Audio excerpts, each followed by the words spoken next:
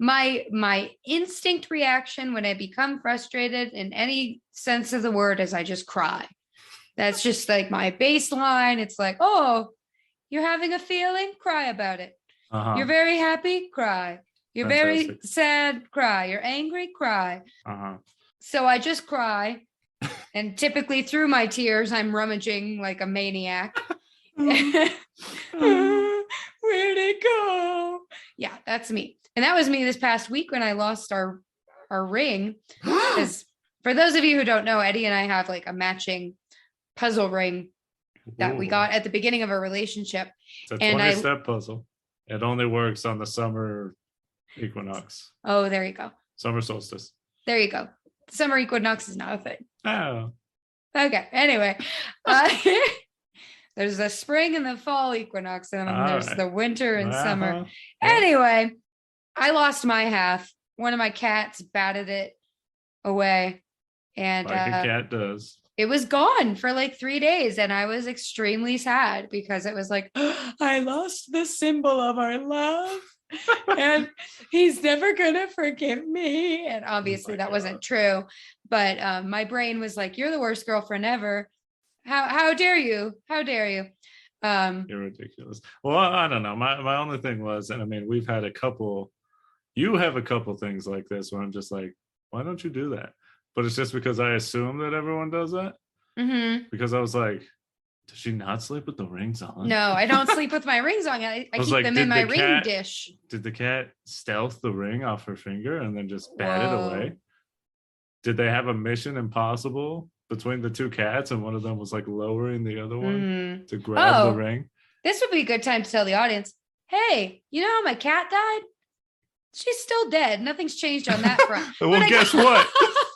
She rose from the dead. You're never going to believe it. No. My family adopted 2 little boy cats that are about a year old. So, yeah. So we have new Sho-Dependent cats. Hooray! I'll have to update our logo as soon as I muster the will. Oh my God, it's a whole lot. I could go on a huge tangent on that. But the what? The cats? No, on creating. Oh, yeah. I'll keep my tangent short. The short of it is this. I have a universe in WWE 2K22. Right. Or at least I'm trying to. But last night I said, hey, let me make 2 characters. I ended up half making one and said, oh my God, Jesus that's enough. Christ, Eddie. Chucked the Xbox through the window and just started watching Black Mirror instead. Oh my God, I just can't. It's a lot. I just can't do it anymore. The hard thing about digital creation is the eye burnout, because if I could just draw it, it'd be fine. But the fact that I like have to create our logo, well, I don't have to, but I choose to do it in a digital format. My eyes just get burnt out so fast. Oh, I don't have the stamina that you do. Well, we got to get those numbers up, gorgeous. No, I have blue light filters on my glasses. I think that's good enough, and I'll go to sleep at my normal time. All right, well, we're doing a 24-hour stream. Oh, hell no. You're staying up the whole 24. No, absolutely not. I could never do that. No. And guess I think what? I've stayed up one full day in my life, maybe. Yeah, me too. It was ass. Yeah, not fun. Let me go back to my original point. Yeah. Not only do you not sleep with rings on, because I was like, the fuck? But also, you turn off your phone at night. Yes. Like an absolute lunatic. Okay, give me a second to defend myself, all right? So unlike most people our age, I didn't receive a cell phone until I was 17. So I never really had it as part of my routine. I mean, neither did I. Yeah, but I don't know. We always had a landline, and I didn't have friends when I had a cell phone. So I knew none of them were going to reach out to me and be like, hey, can I get a ride? No one needs to contact me. I texted like 2 people. I'm just now realizing we, for the first time, have talked about something that we already talked about. Really? I think we've already talked about this on the podcast. When? I don't know, but it was before. Oh, man. Look at us, real podcasters. Oh man, we're bringing it back. You know, Yeah. this is just candy for the people that have longtime listeners.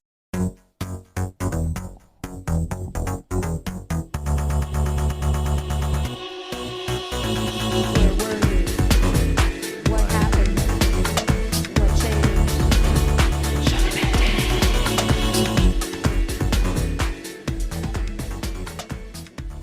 back once again, everybody, to the Sho-Dependent podcast. It's the podcast that exposes our codependent tendencies and the things that we love.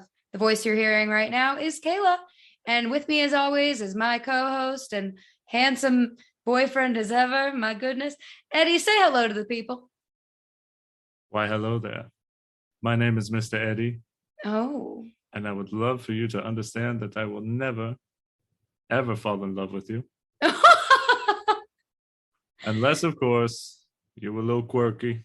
In which case, I will fall head over heels for you. Mm-hmm. I'll open my shirt up, walk in the mist, let my eyes pop in the rain, and definitely nag you until you love me back. And that's how I fell for him, folks. He just told our love story here right on the pod. We love it. All I did was I opened up a book that said how to make women fall in love with you, and out popped a copy of Pride and Prejudice. Just interesting.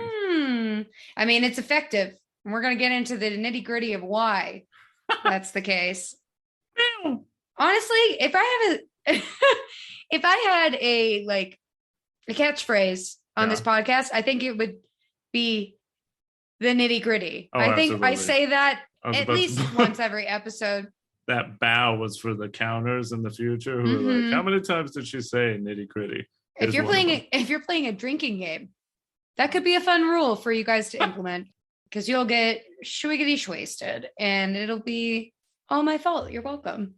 Well, Kayla, how are you doing this fine afternoon? Yeah, it's really nice. It's a beautiful spring day. Ooh. The birds are chirping. The crocuses are in bloom. Oh, Chaflora. Chaflora. That's a bush. Oh, Chaflora. Chaflora. Eddie thinks the plant name Chaflora sounds like an Irish greeting, and I cannot say he's wrong. Chaflora. He's tipping his hat. Chaflora. A farewell and a Chaflora to you, madame. It definitely sounds like a greeting. I agree. It sounds like a have a nice night. Chaflora. Uh-huh. Yeah, that's totally what it sounds like. I don't know what the word means if it has a meaning, but yeah. All right. Yeah, it's a good day. I'm a little tired, but I'm getting my second wind, so I'm excited. I'll tell you what, working sucks a lot. Yeah. It's just every morning I wake up and I'm like, enough already. Think I'm good. Yeah. I've been sleeping super deeply recently. Oh, that's like nice. The past 2 days, it's just been like deep sleep and like very detailed, vivid dreams that are very engaging. Oh. And then my alarm goes off and I'm like, I'm gonna sewer slide. Yeah. And it's just like, how I know I've been sleeping deeply is when I wake up and there's just drool. Oh yeah, if you're a on drooler. My mouth. I'm just and then I got like the dry drool on the side of my face, and I'm just in your mustache. Ooh, yeah. Visceral. How's it going? Yuck. See, I'm just like very heavy in my body. I'm like, I can't move for a little bit. Okay, Lo, what are we talking about today? What important piece of media do we have here on Sho-Dependent? We are going to be talking about one of my all-time, I would easily put it in the top 5 favorite movies ever. I love him. I love this movie so much. And we're going to be talking about the 2005 version of Pride and Prejudice. It's starring Keira Knightley and some other guy that I can't remember. Matthew McFadden? I don't know. Yeah. McFadden? I don't know how to say his name. A lot of famous ass actors in this movie. Yeah, but I'm very excited. Yeah, it's a good one. This has been a long time coming. Oh, sure. Since the beginning. Oh, yeah. Been waiting on it. Mm-hmm. All right. Yeah, and I think it's the perfect season to do it. What is our first segment all the time? It's a meet cute baby. It's how we met this thing. Eddie, are you going to tell the people how you were forced into meeting this film? Was I forced? I mean, you watched it willingly, but I was the facilitator. Oh, sure. Yeah, I mean, as Kayla said, 2005 version of Pride and Prejudice. Have not seen the other ones. Definitely did not watch this in the pivotal year for Eddie that was 2005, but did watch it a few years back. I want to say 5 years. Yeah, it was the beginning of a relationship. All right. Yeah. You know, it's a movie. Hey, I'm a romantic. I love seeing people fall in love. I love rom-coms. I do enjoy all these things. But honestly, I just kind of Pride and Prejudice was never something that I ever even considered watching. Mhm. I didn't read the books because my school didn't force me to do it. So why would I read it? In 2005, I was too busy popping heads off zombies to give a care about Keira Knightley and some other guy talking words that I truly don't understand. Because let me preface anything else in this episode by saying I am honestly a dunce who doesn't understand most of what they say in this movie. Mhm. Their clever turns of phrase just were flying over my head. I was Yep. just literally just trying to watch their body language and their face and just hoping for the best. Like, he seemed happy. I It think may- that was a good interaction. It And may I as look well over- have been a foreign film. And I look over at Kayla and she's like just beaming. And I'm like, okay, good things are happening. First time I watched this, I enjoyed it. Some scenes stuck in my head, about 3 of them. And then I just kind of forgot everything else, to be Yeah. honest. So watching this again, it was like watching it again for the very first time. Wow. And honestly, I think it did a great service because not only did I have Kayla there to explain everything that I didn't understand, which was 80% of the movie, but There was quite a bit of pausing, but it's fine. I was so much more ready for it because wanting to break it down for the pod, I was just doing my best to hang on to their words and understand what was going on. And by the end, beautiful love story.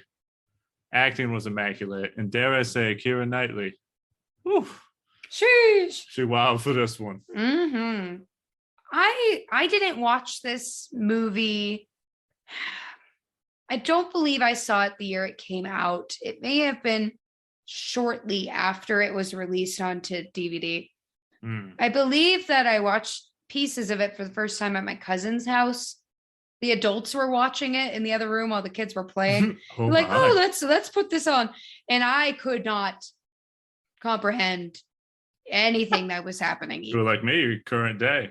Yeah, but I was like 11. So All right, let's relax. no, Gotta I rub was salt in the maybe wound. 11 or 12 probably. Uh-huh. But I too had a very, very difficult time understanding this movie. But after watching it for what I would estimate at least 15 times, Woo. total since about 2006 to current day, Love it. I can easily say I learned something new and pick up on more details every single time I watch it. Because as Eddie said, the language in this film is extremely dense, but its density is for an amazing reason. I remember not really understanding this movie a lot. But then in high school, I was assigned to read it in one of my English classes. Ooh. And it was really fun because we got to break down chapter by chapter. We got into the Say it. nitty gritty. And we broke down like family trees and customs of the Regency era. So I really got a very deep understanding. And after that point, I was really able to enjoy this movie because I knew all of the nuance that was intended behind all of the actions. So yeah, I was also a little confused the first time I watched this movie. I remember my first time. I remember my first time. But it's definitely a movie that benefits from multiple watches. Yeah. So I'm very happy that I continue to watch this at least once a year to this day. Now that you know a little bit of how we met Pride and Prejudice, 2005. Parenthetical 2005. 2005. Oh, God. Very important we make that distinction because there are what, 3 There's or 4 a lot versions? of them, I guess. Yeah. Yeah. I think it's this one and the 1995 one and modern day, and people mostly compare them, but I don't know. I haven't seen any of the ones. And then there was that like April Fool's joke that Chris Pratt was going to play Mr. Darcy in the remake. And I'm like, I'm going to kill myself. Yeah. I will either end my own life or I will hunt down Chris Pratt and go. tie him to a chair so he does not have the opportunity to destroy one of the most iconic romantic roles in modern history. Absolutely. If you haven't seen this movie, guess what? We're going to give you a little bit of a recap. Mm-hmm. because it is now time for our next segment called Getting to Know Each Other. Nice. Elizabeth Bennet is the second oldest daughter Sorry. in a family of 5 daughters. Hey, you let me read it. I wasn't expecting the accent. You startled me. Okay, continue. All of these ladies need to get married before their father dies. Otherwise, they're shit out of luck. Fancy rich boys come to town, which is great news because everyone wants to marry a fancy rich boy. Mr. Darcy is the fanciest and richest boy of them all, but he is awkward and mean, so him and Elizabeth don't really get along. But it turns out that Mr. Darcy just had too much pride and Elizabeth had too much prejudice, and it all works out in the end. Yay! Wow. Woo! What a clever turn of phrase. Thank you. If some dunce like me had just heard that in the movie, I'd be like, I don't know what that means. Oh boy. Now we're going to go steady and really talk about what it is that makes this movie so qualified to be Sho-Dependent. Mm-hmm. And I am so excited. Let's start us off. Did you just eat a mustache hair? Yeah. Oh my God. God. You gotta comb through that thing before we record. I comb through it every morning. Well, you need to do it before recording because apparently you got some loose boys in there floating down your throat. Oh, my arms hurt. Point number 1: dances, balls, and socializing at the time of the Regency era. You were gonna loosely call it that, yeah. One thing that struck me in this film, and that sort of strikes me in a lot of films like this, is that I think it's pretty freaking dope that back in the day, people at parties did choreographed dances. Mm-hmm. Honestly, we gotta bring it back. How many times have you been at a party? If you're like little Eddie over here, if you're at a party where there's music and there's a dance floor, you gotta be dancing. Yeah. I want to dance the whole night. How many times have you been at a party where there's very few people dancing, or you think, ooh, this is a banger of a song. Everyone needs to go hard at the same time. They did it back then. Oh, yeah. And it's really, really cool. Like I see it in this and I'm like, oh, hey, all they're doing is basic steps and like hover handing each other. Like, they usually touch hands if they're wearing the gloves. But I think that is foreshadowing. However, I just thought of something. It's just because we're not part of these groups. Yes. K-pop stands. Oh, yeah. They do this. They do it. They do it in public. It's scary. And anyway, and people who do country line dancing. That was my second thought. You're right. And a third group, goth kids under a bridge. Hell yeah. Hell yeah. Fantastic. We need to join one of those subgroups. And by join, I mean, I'm not interested in joining any of the subgroups, but they can have fun. Yeah, if there's a Regency era like dance club, I'd be down. It's just fun. I like the idea that everyone said we need to learn the steps so we can do it together. That's community. Well, it's fantastic. People also had a lot more time to learn choreo. So. Oh yeah, and it's just very funny. In this movie, we also see that when they're trying to have a conversation because of the choreographed dance, they're like, "Oh, my back's to you." And you'll be like, hey, man, I got a question to ask you. Oh, I'll be right back. Be right back. I got to do a little go movement. Earlier today when you said, oh, hold on. When you said you hated me, what the fuck was that all about? Oh, hold on. It's just, it gives you little breaks to be like, ah, shit, what am I going to say? You're like, ugh. Yeah. Also, I must tell the audience because I'm about to expose you. Oh. While we were typing up the notes for this outline, you couldn't stop laughing at the word balls. Every time he said it out loud, he gave a little giggle. He went hee, and then he's like, during balls, I would like a child.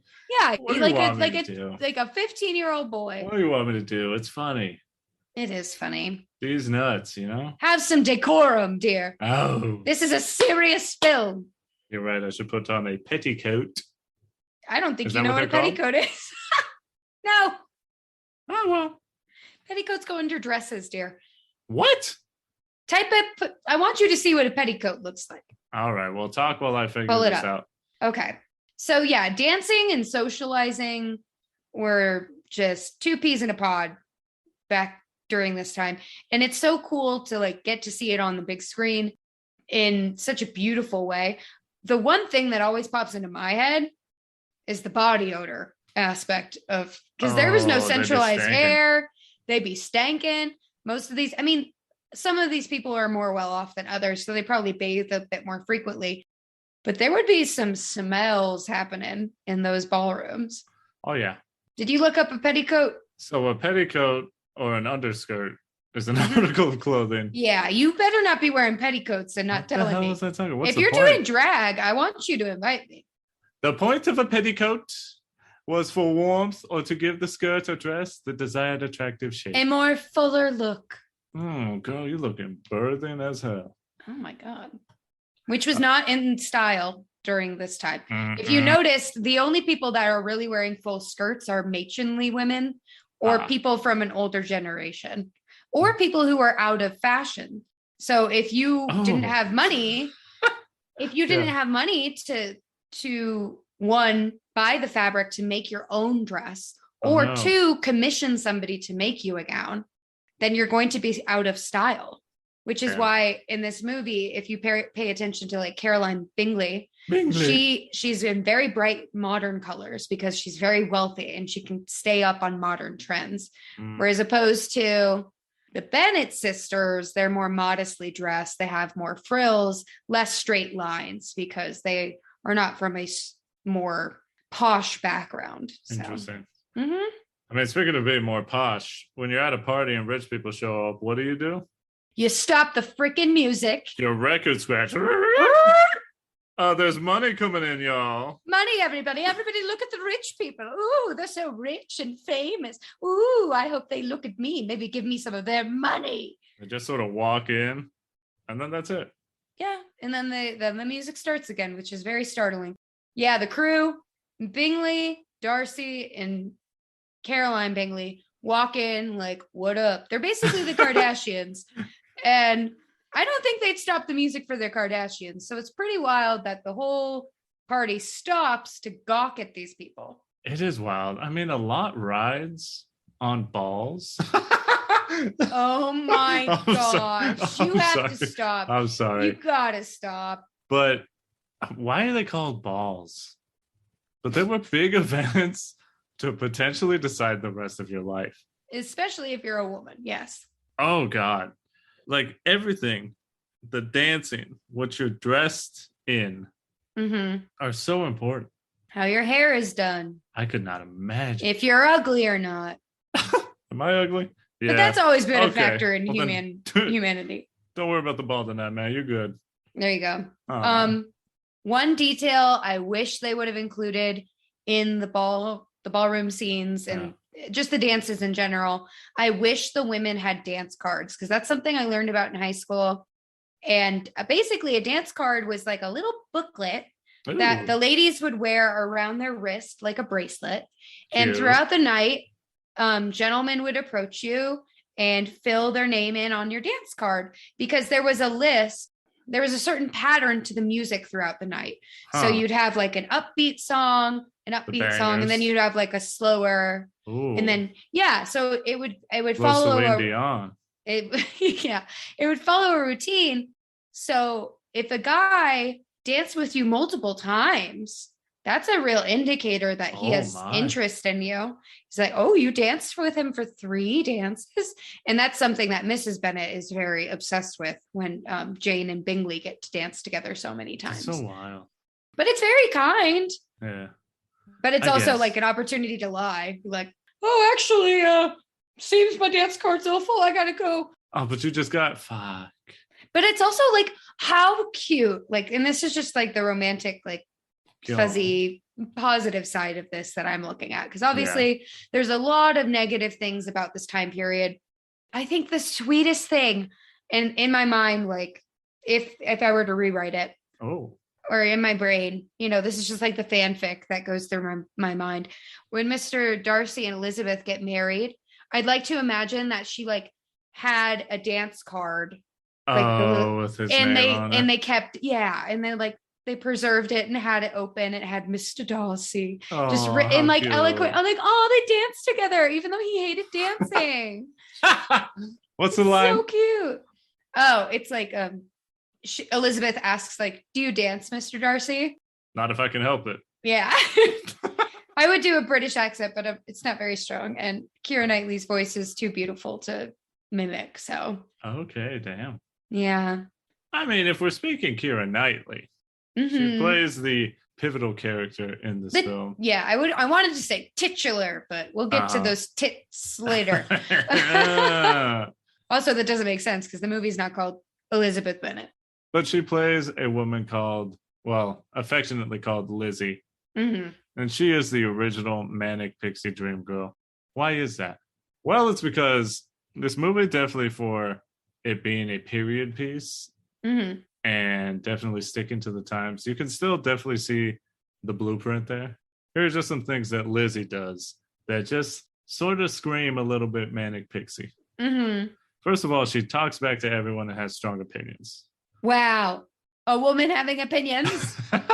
I mean, that's unheard of. That's textbook, though, you know? It's true. That's like the meme of the manic pixie dream girl where they're like, oh, you just wouldn't understand, you know? Like, I actually hate Weezer. You would think that I would like them, but I think they're absolute trash. You know who I actually like? Alien Ant Farm. Oh my God. And she's going off on you about how like parents don't understand and she's just going to run away. She's just not meant for this town. It's just too small. I was born in the wrong era. I should have been born in the hitchhiking era where I could just go. I could just be myself and I didn't need a job. And you're just like, God, she's so fucking hot, but I hate talking to her. Yep, absolutely. There it is. But Lizzie's more bearable than that. Oh, well, yeah. I mean, she's not, I mean, she's not annoyingly except contrarian. When she is, you know, there are a few characters that are like, God, this lady sucks. And I mean, they're shitty characters to her, but another thing that she does a lot of is read. Oh yeah, a learned woman. Ooh, learned. Ooh. I wonder if she was reading porn. What was the porn like back then? He lifted her skirt to reveal her petticoat, ankle and petticoat. Ooh. Oh my God, that's so hot. No, I think there was actually like porn, but it was like it was like in code, so it'd be more like veiled language. That's insane. I don't want to work for my nut. Oh, so many women would disagree with that statement. Oh yeah, smut makes the world go round. Right, I guess. And it's great. People don't like that she reads. Like, did people think it was like a waste of time for women to read? I don't know. Or maybe it was just like the books that she read. I don't know. I mean, apparently the women were supposed to be well-rounded and learned, but then read? How dare you? Seems like she gets a lot of flack. Maybe it's because it's kind of an anti-social hobby. Yeah. You don't talk to people. Another quirky thing that she does is she doesn't dress in like bright, quote unquote, girly colors. She wears earth tones. Oh, a bit of a tomboy. Bit of a tomboy. I honestly think that's what they were doing in this movie. They're like, oh, we need to like make her look a little bit different. She likes to walk. We're gonna dress her like she's mud. What was that all about, by the way? Why did they constantly bring up that she likes to walk? Because it's like a low status thing. Is that what it is? Poor people walk. If you have money, you have a carriage, you have drivers, you have multiple horses. Yeah. I mean, it's true to this day. Think about it. If you don't live in like an urban area where things are walkable and you don't have a job and you have to walk to your job, like that's kind of weird. You're right. Why is man walking so much? Yeah. It's just a status thing. Another quirky thing that Elizabeth does is she doesn't really care about the guys, you know, like she's just a quirky girl. She's just, oh, you know, why do we even need to get married? And the whole time she's just sort of looking at the guy with those eyes like, God, she wants to bang me. I know it. But she also hates my guts. Oh, yeah. Speaking of hot, Keira Knightley in this movie is perfection. Oh, perfection. We'll speak on it. She's so beautiful. I remember like watching this movie as like a young teen, maybe like A 13, little 14. woman, perhaps. A little woman, just a little woman. I'm a leprechaun. Women. Women. Oh my gosh. But I remember just like looking at her in this movie and I was like, she is just beautiful. Yeah. Because she does not really wear makeup hardly at all. If there is makeup, it's like maybe her eyebrows are filled in with like a little touch of mascara, maybe a little bit of color correcting on the face, but it's not glam. Sure. You know? No. She's just a natural beauty. Mm-hmm. And everything about her is just like, oh my God. She's an angel. Look at her. She's so beautiful. Yeah. And the weird obsession that I've had with Keira Knightley since I was at least 13. Yeah. I'm obsessed with this lady's clavicle. Are you? Yeah, I am. I love her collarbones. I think they are gorgeous. Her just like her neck and chest are just beautiful. Oh, speaking of beautiful, there was a scene in this movie where she was, I believe, talking to her sister under some blankets. Oh, yeah. And she was speaking and she was like smiling. And I looked at her mouth and I was like, my God. Why is her mouth and like her teeth?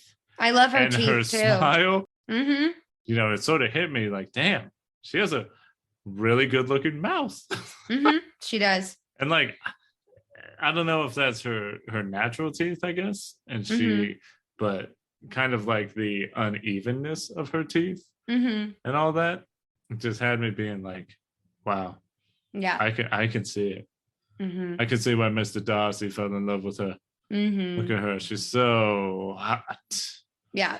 Another reason I think I like really pined after like Keira Knightley's aesthetic is because she doesn't have boobs and I don't have boobs either. So I was like, oh, I see me in that. Boobs. I don't have boobies either. And I was like 13, 14. I was like, I still have hope. And then they never got bigger.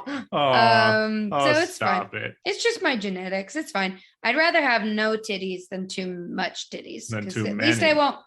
At least I won't have back issues from my boobs. I just have back issues because of my horrible posture and my low self-esteem. There you go. And my lack of exercise and probably 12 other things that contribute.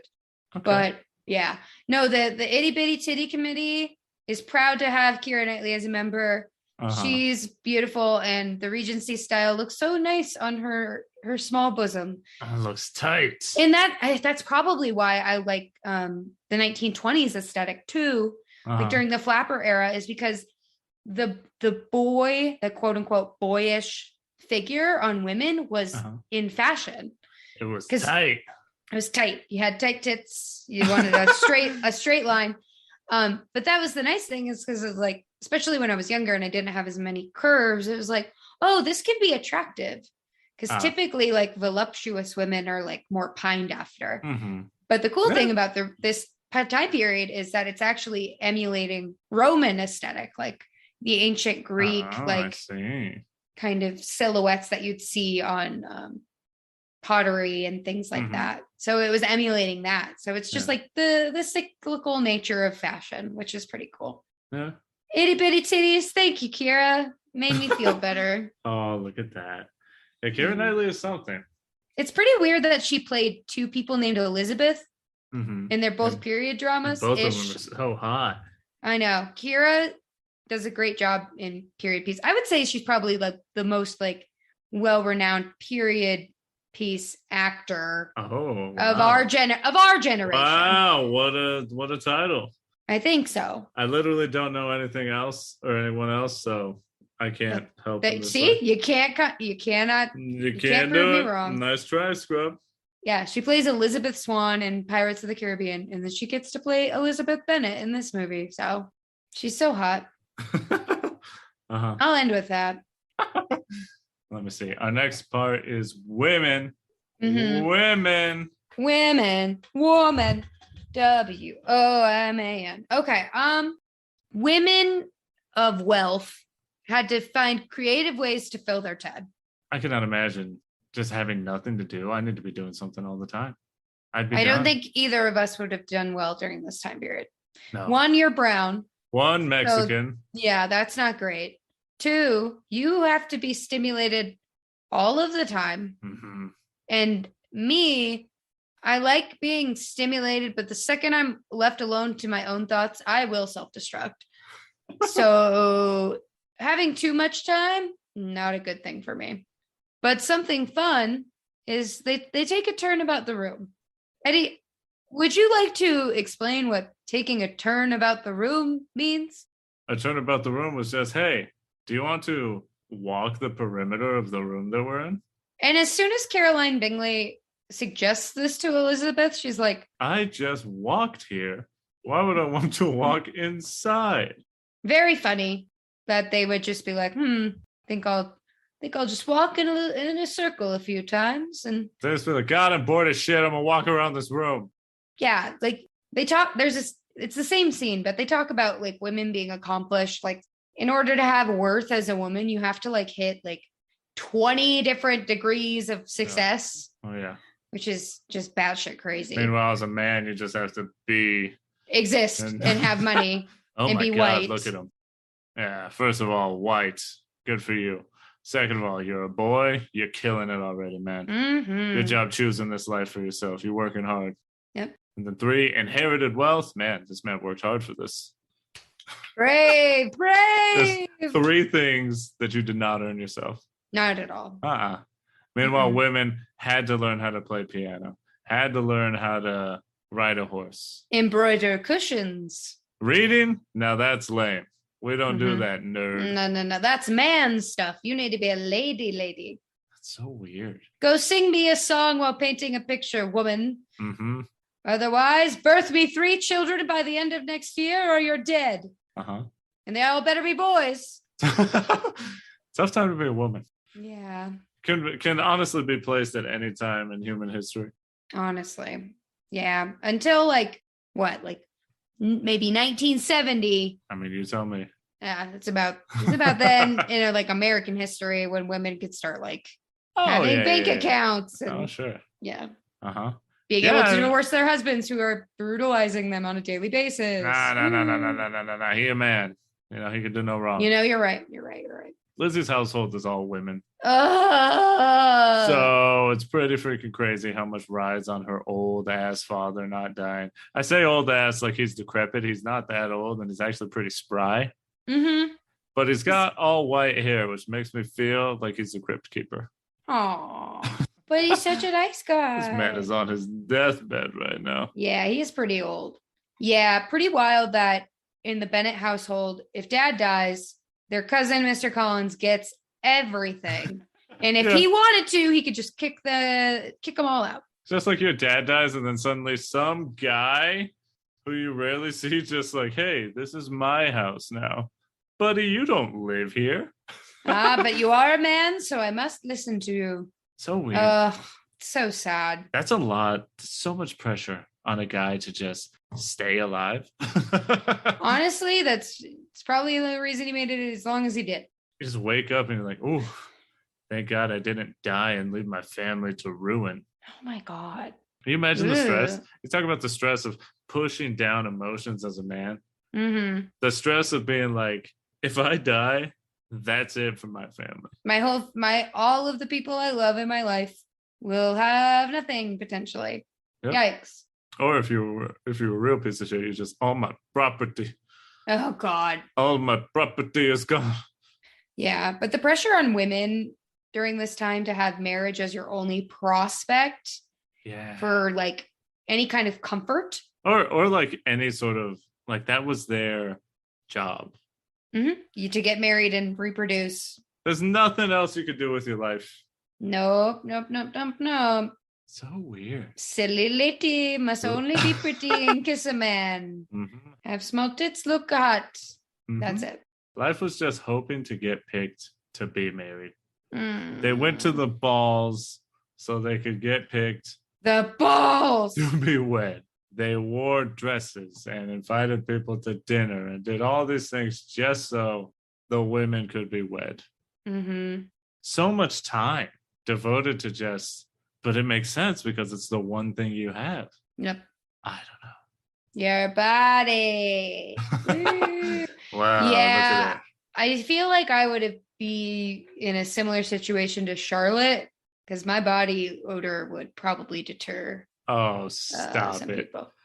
Well, Stop I'm an anxious sweater. First of all, back then everyone smelled, so I don't think You're that right. would matter at all. You're probably right. Isn't that wild? I think about that all the time. Everyone was just stinking. Well, they didn't. I don't think they. Don't quote me on this, but I feel like they didn't really shave either. Natural. People just hairy and smelly and stinky. Oh, and, back then they loved that though. A yeah. nice chaflura under that dress. Jesus Christ. Is that what Yeah. we're going to call pubic hair now? Shaflura? It has more than one definition. Shaflura. A tip of the hat and pubes. A tip of the hat and a chaflura to you. Jesus Christ. But Charlotte, good for her. You know, poor little thing. They're so mean. They're so mean to her, but you can't help but like see that it's true. Because who's mean to her? What? When?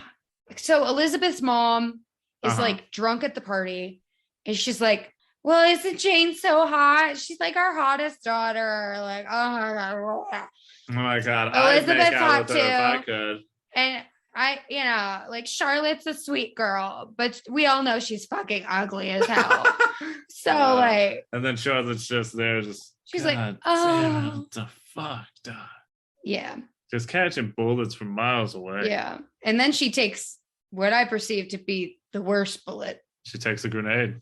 She really does. She takes the equivalent of the grenade for the bag, though. It was a trade. Yeah. It was a trade. Oh, Charlotte got the bag because there's this guy that we'll talk about shortly when we talk about these men. His name is Mr. Collins, and in short, this boy is ass. Yikes. And very strange. Very weird.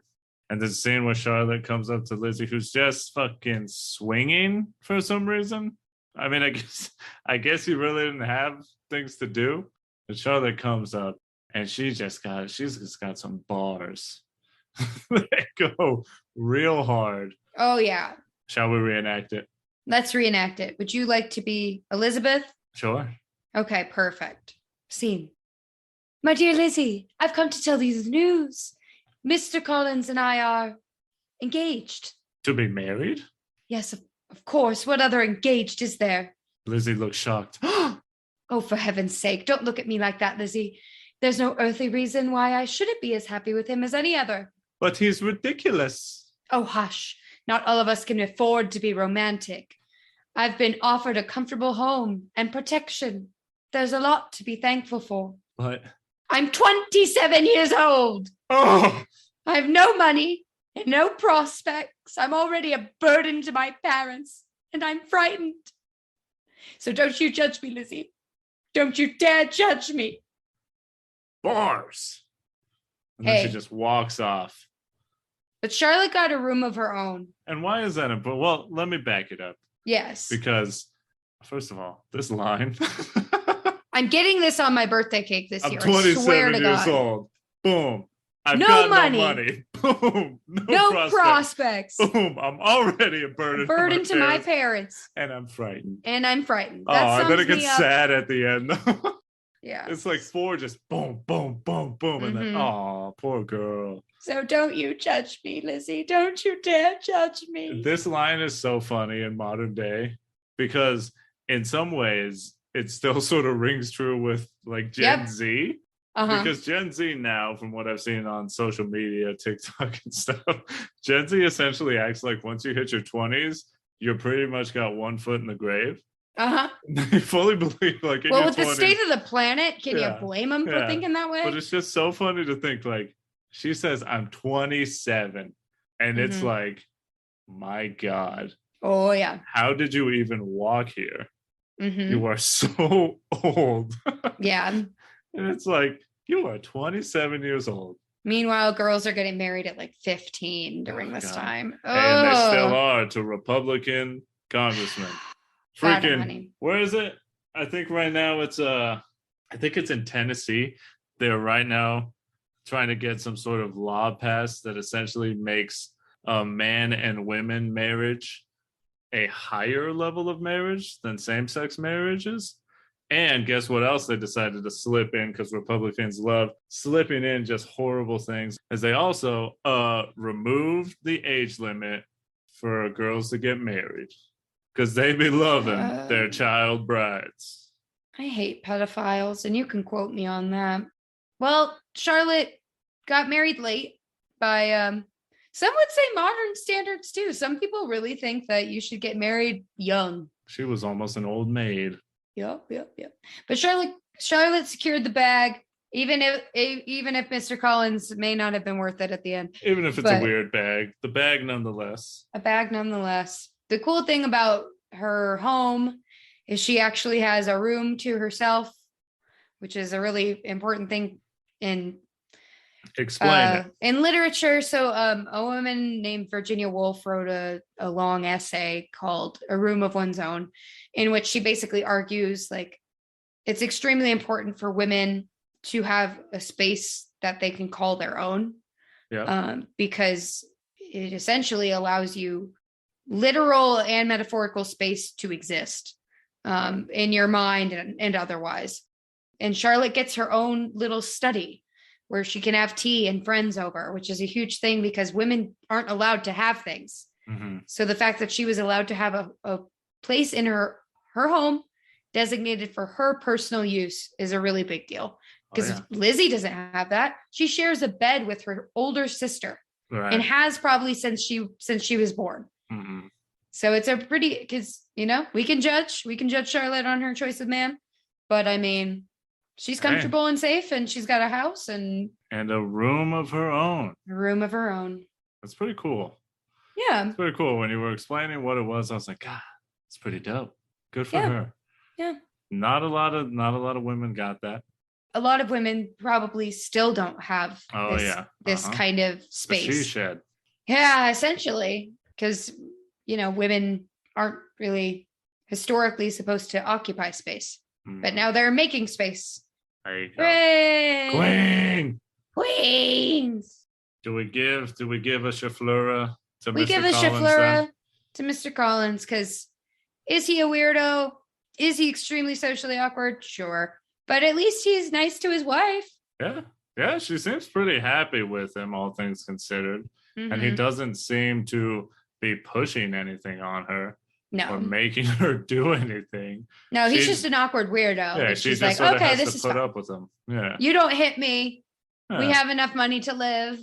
I've got a nice little tea room. Right. We're golden. And it's just so funny because just as a sign of the times, whenever you see a movie like this or a TV show like this where they're in that era, I'm sure that many people feel the way that I do, is that it kind of makes you dislike the mothers. Yes. Because they're just so gung-ho about marrying their daughters off to like uggo ass dudes who like old rich white men. Yeah, it's just some old ass man who looks like a piece of shit and is sweating just alcohol. Mm-hmm. And he's got that weird thing where when he talks it's all mucusy all the time. Ew. Yeah, you're really painting a picture. And the mothers are like, this is perfect. Do it for the family. Do it for the family. And you're just in modern day, you're just like, God, why does this mom suck so much? Mm-hmm. But if you try and put it, in the times, it makes more sense. Because again, that's all they had. Mm-hmm. And especially if you're poor, you ain't going to get anything better than getting the bag. But then you got to put up with this ugly man and hope that he doesn't beat you. Yeah. Or anything worse. Yeah. That's kind of it. So it's tough. It's tough it's tough for me at least to not hate the way these mothers act. Yeah. Hating on Miss Bennett, Mrs. Bennett is pretty, and especially because not the dad is so not.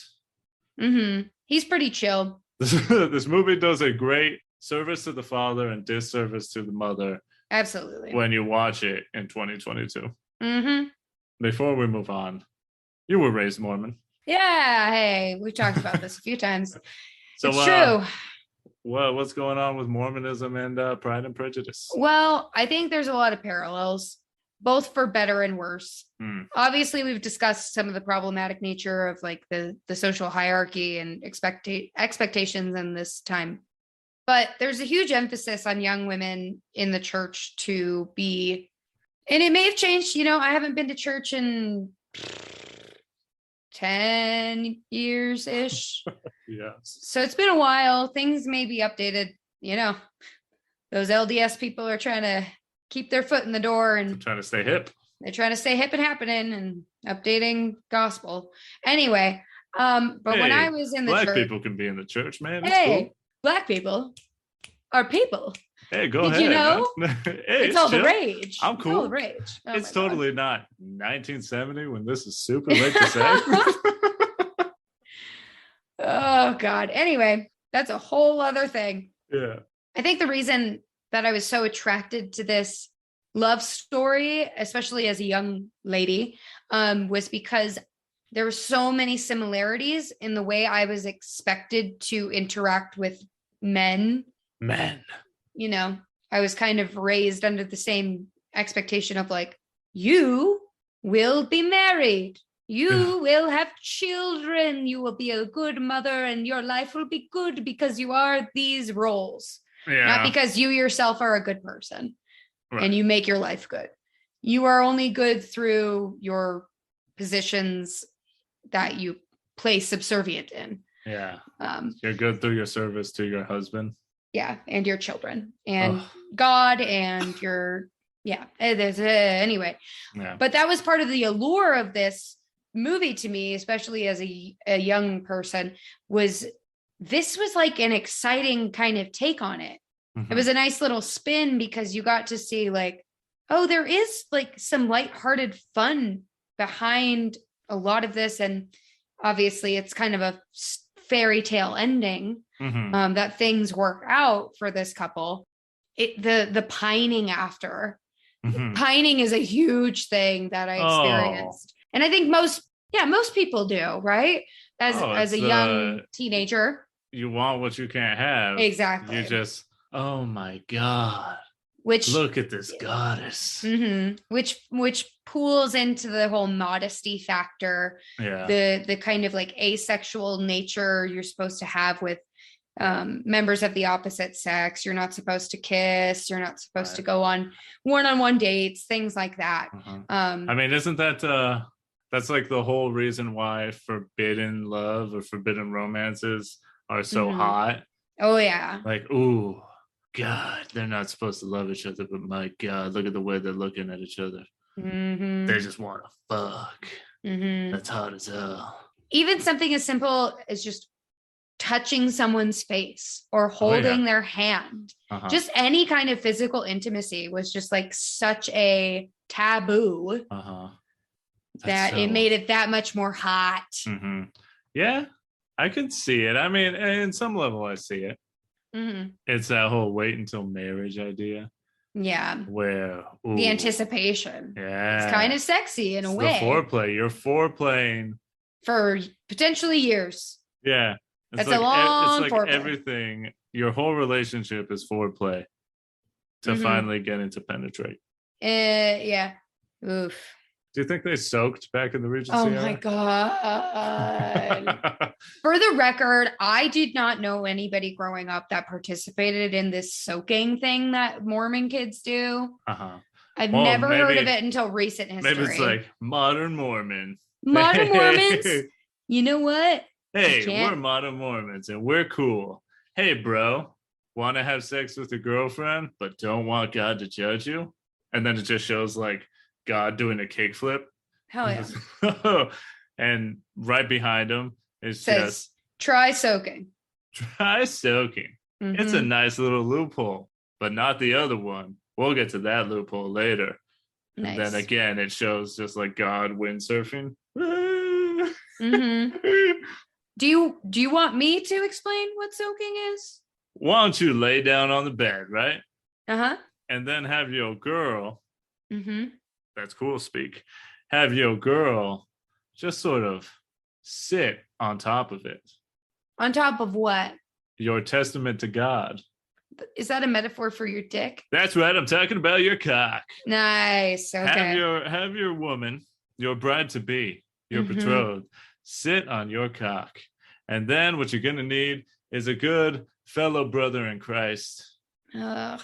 to walk into the room. I know. I'd rather have it be a brother in Christ than your actual brother, though. This is I not guess weird at that's the all. trade. But have another person enter the room. Probably a roommate. And just to make it better, Perfect. have them stand on the bed on top of you, both of you, and have them just jump up and down to sort of get the waves a rocking. And hey, when the waves are a rocking, God does not come knocking because you are penetrating your woman. But because you're not moving yourself, oh, no. Only the Holy Spirit is moving you and causing you to thrust into her Garden of Eden. God says it's cool. I'm grossed out now. I don't know if we can continue. And then you just look your buddy in the eyes and say, "Hey, thanks, bro." I'm so uncomfortable. The Modern Mormon. On next week's episode, anal. Oh, wow. Exciting stuff. You can't get pregnant. It's very, very unlikely. You're right. You're right. What a weird thing to do. I could not imagine. That's some freaky shit. Honestly, doesn't that sound more kinky freaky? than just having sex? Right? Doesn't that sound way kinkier? Imagine just approaching a girl and being like, "Hey, what if my friend was there?" And jumped up and down on the bed. Jumped up and down like really close to us and just sort of was part of it. He's gonna know what you sound like. He's gonna know what you look like when you reach climax. Can we stop? I'm getting queasy. Okay. Oh, well, hey, Modern Mormons be weird. Yeah, that's the truth. Speaking of weird dudes, loser boys, Short King Spring, and a sweet rooster of a man. It's time to talk about 3 other dudes before we get to the main dude. The dude. Let's start with Mr. Wickham. Mr. Wickham. Liar. Gambler. And he ran off with a 15-year-old girl. What a pervert. And that's the second time he's done it. You're right. I forgot. Yeah. He ran off with Darcy's younger sister. Oh, right. Yeah. That sweet girl. Yeah. What a piece of shit. Georgiana. Yeah. She's so sweet. She's so cute. Yeah. Got her fucking heart stomped on by this predator. Well, Mr. Wickham, he's a member of the regiment. You know, if we were doing a modern adaptation of this movie, hit it. Instead of him being in the military, he would be part of a pop punk band. Oh, yeah. Oh, yep. Because he's going after them girls, them little girls. Absolutely. He's a member of the regiment.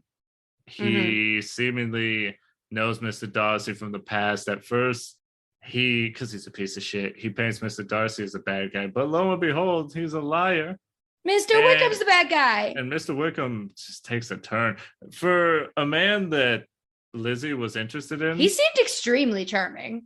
That's the thing, though. That's how they get you. That Two-Face must be a Gemini.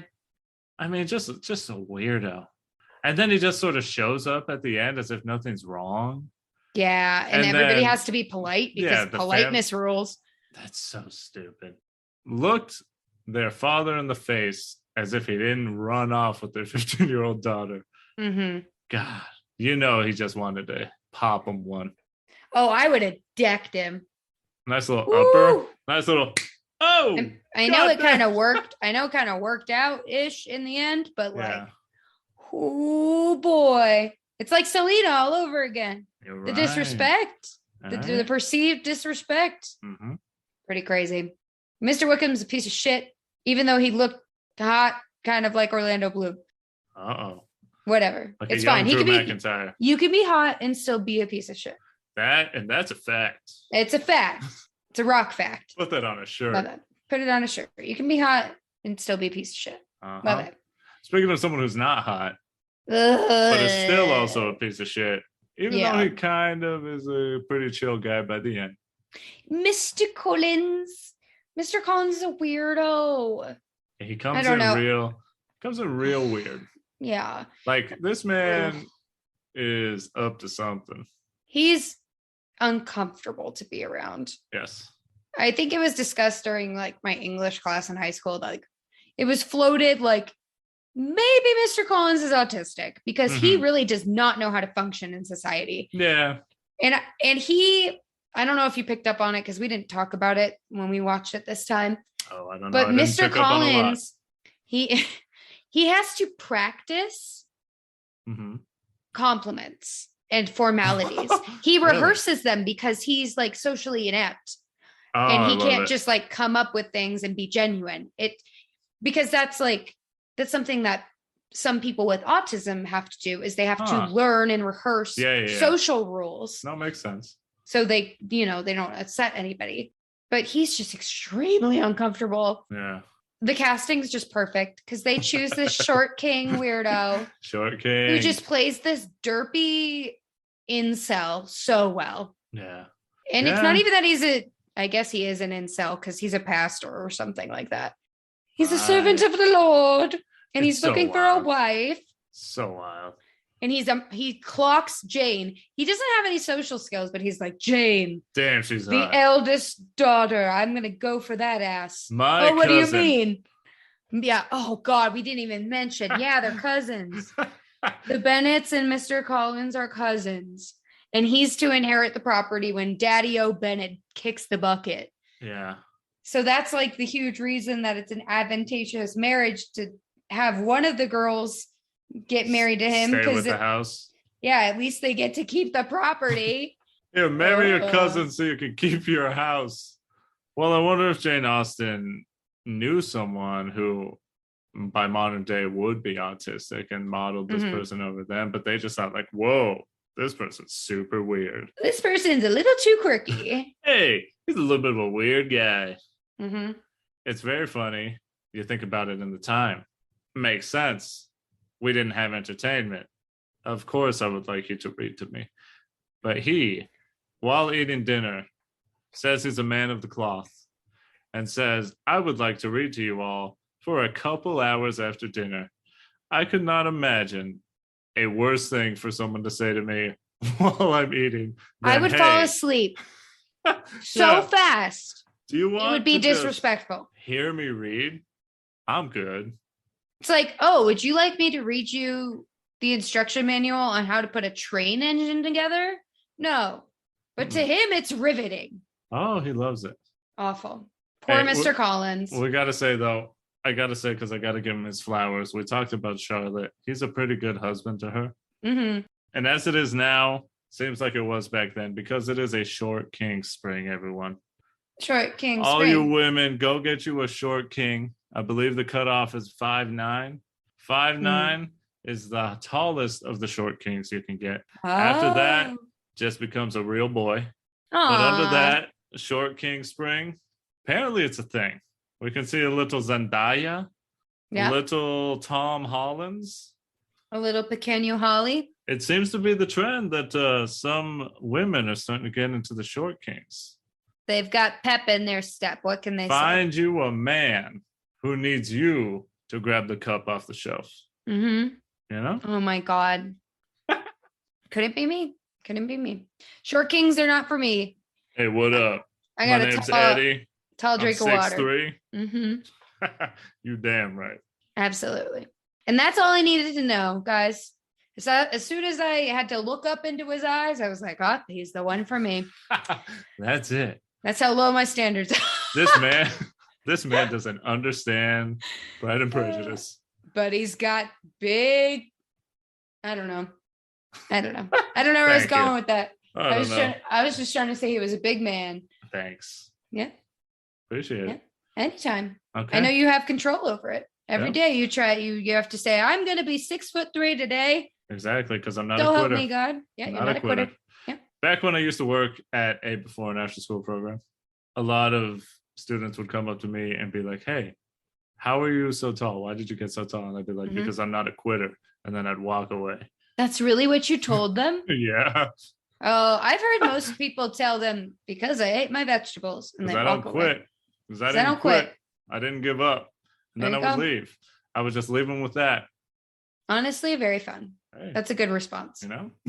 You know, another man who didn't quit despite Who? being told to quit a few times? Yeah. Mr. Bingley. Mr. Bingley. Mr. Bingley. Oh, he's a sweet boy. He's so cute. He gives me like cat energy. He's one of the good ones. Yeah, he's so cute. Yeah, he's like a little cat, energy and a rooster. He's both together at the same He's the time. energy of a cat, but he looks like a rooster. Yep, exactly. Got some big ass hair. Love it. I love a good quaff.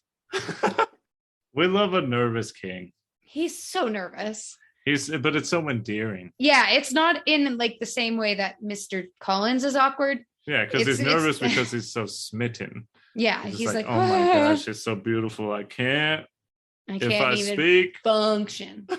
Yeah. It's cute. It's cute to see him near the end, literally doing the thing where you rehearse with your friends. Yeah, rehearsing like proposals. The sitcom thing where your friend's like, okay, you have a date tonight. Pretend I'm your date. And then they're like, how about that weather? Hi. Like, oh, well, hi, how you doing? And they have like the full face of makeup and the dress. And a dress. Well, I never slap. Yep. There you go. It's fun. Mr. Bingley's so cute. Mm-hmm. He's just sort of quirky and he's not pretentious, which is why I think he's so likable. He's very humble despite his wealth. Yeah. And he don't give a fuck. He's a humble boy. He's like, I'm gonna love who I love, and I love this beautiful Jane Bennett. Right, because he didn't do anything wrong. No. Like him personally maliciously choosing to. No. It was because of his sister and Mr. Darcy. Mr. Darcy is the neg master and the original Batman. We love a good neg. And we love a socially awkward man, as we just said. Mm-hmm. Mr. Darcy, he essentially says as much that he doesn't like to talk to people he doesn't know. I can identify with that. Mm-hmm. I've been there many a time. You're there like every day of your life. What do you mean? Well, it's just, I don't know. What do you want me to say? I don't know who you are. If I come in and say something and you're just like, wow, I hate that thing. Never mind then. Mm-hmm. You need to take a second. I can agree with Mr. Darcy. Take a beat and say, hey, let me figure you out before I let you figure me out. Yes, he is an observer. This man holds grudges. Hell yeah. Batman. He literally says the line, once my good opinion is lost, it is lost forever. Damn. Damn, King. That's hot. But at the end of the day, he's a good bud. He loves his sister so much. He's soft-spoken. Wow, he's soft-spoken. Ooh, soft smoke. Which makes his speech in the rain better. Love it.